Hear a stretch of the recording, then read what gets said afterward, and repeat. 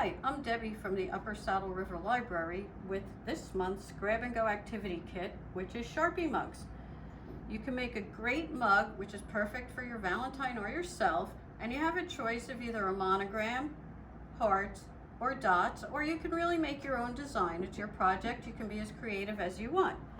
To get the kit, you need to register online on the Upper Saddle River website on the teen page, and in your kit, you'll receive a plain white mug, 3 Sharpies if you requested markers, and some stickers to use as templates. The first thing you want to do, which is not included in the kit, is rub down the entire mug with rubbing alcohol and wait for it to dry completely. Then you're going to take your stickers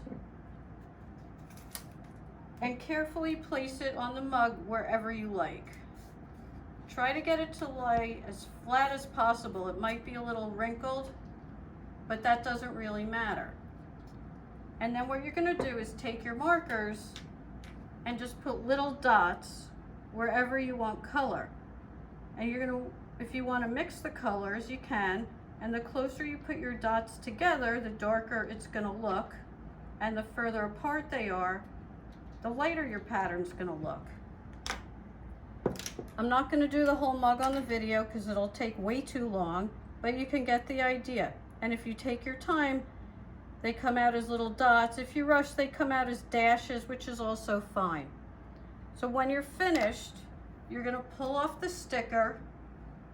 You can fill in any areas you want, and then you need to bake the mug.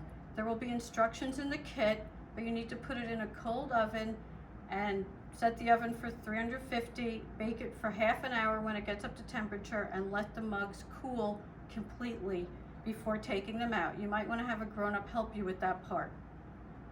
So to register for your kit, go to uppersaddleriverlibrary.org and go to the teen programs page.